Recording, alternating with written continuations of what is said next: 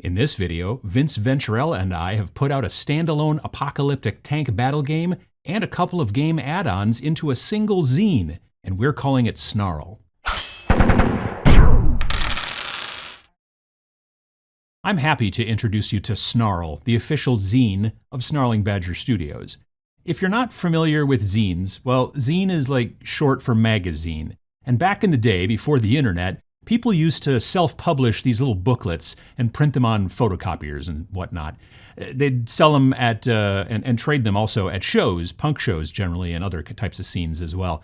It was a way to get your ideas out there without having to rely on the big publishers to give you space in, their publications. It was a very DIY kind of aesthetic that sort of started to die away with the internet.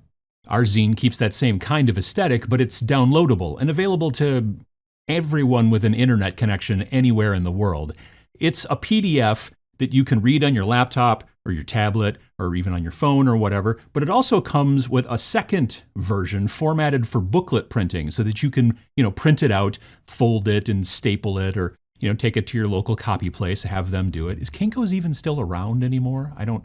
Anyway, and then have a cool printed version to carry around with you and kind of relive your old punk rock days, or maybe even make new ones. So what's in this zine anyway? Well, this issue starts with a standalone microgame for 2 to 10 players about the apocalypse that wasn't.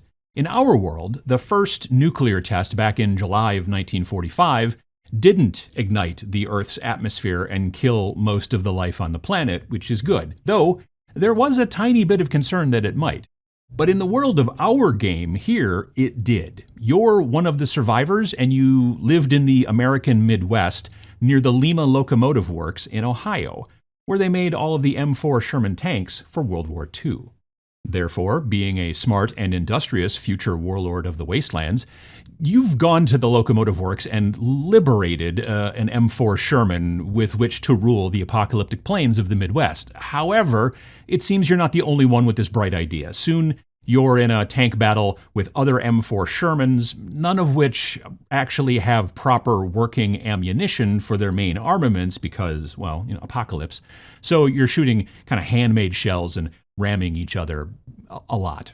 So in this game, Tanks for the Apocalypse, you only need one miniature, a 28mm scale M4 Sherman tank, which is a pretty popular model, and tons of companies out there make them. You can check out our news section of the Snarling Badger Studios website to find an article about where you can get your own, link below. Or you can 3D print one as well, for sure.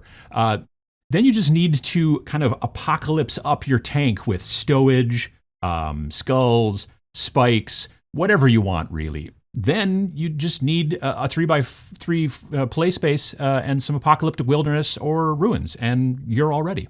The game is quick and fun and works great as you add more players. Like I said, you can play with up to 10 tanks. It's a fun event for game night with friends, or maybe even for convention play. Being a micro game and having to keep the rules short, right, to fit inside the limited number of pages in the zine, there's no solo or co-op mode like most of our other games, but there is still a simplified campaign rule set so you can keep track and kind of upgrade your tank as you play multiple games. There's also an included tank sheet to keep track of your vehicle during play, and it doubles as a handy rules summary.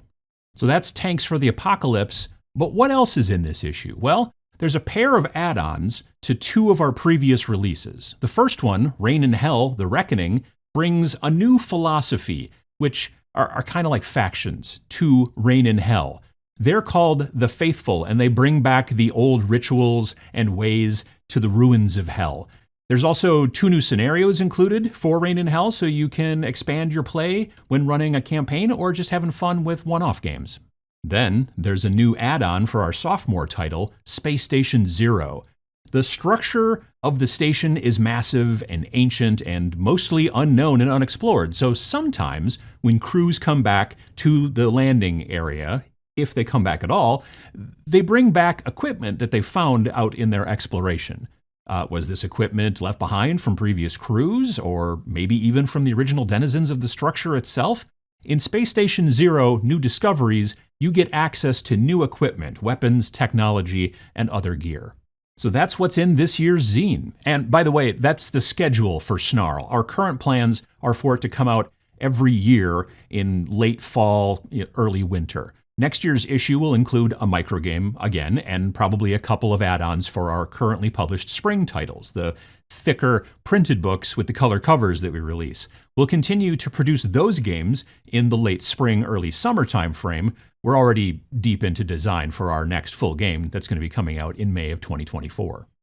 Snarl is available for only $8 as a PDF. Again, if you want to print your own version, there's a printable kind of booklet formatted file included, as well as a screen-friendly version. But we can't sell you a printed version, as our printing partner can't do zines. It's the little staples, we've been told. But since it's a PDF only, you can get it immediately and start working on your M4 Sherman with which to rule the apocalyptic Midwest.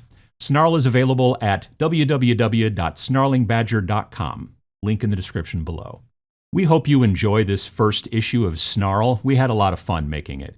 If you want to share photos of your cool kit-bashed Shermans for Tanks for the Apocalypse, or maybe even pictures of your printed zine, mark it with hashtag Snarl2023 so that people, and so we can find it out there on the internet. Or just join our Discord. You can find a link in the header of the Snarling Badger Studios website. Hit the like button below to help more people find out about DIY wargaming content, because we want to keep on making it. Thanks for watching.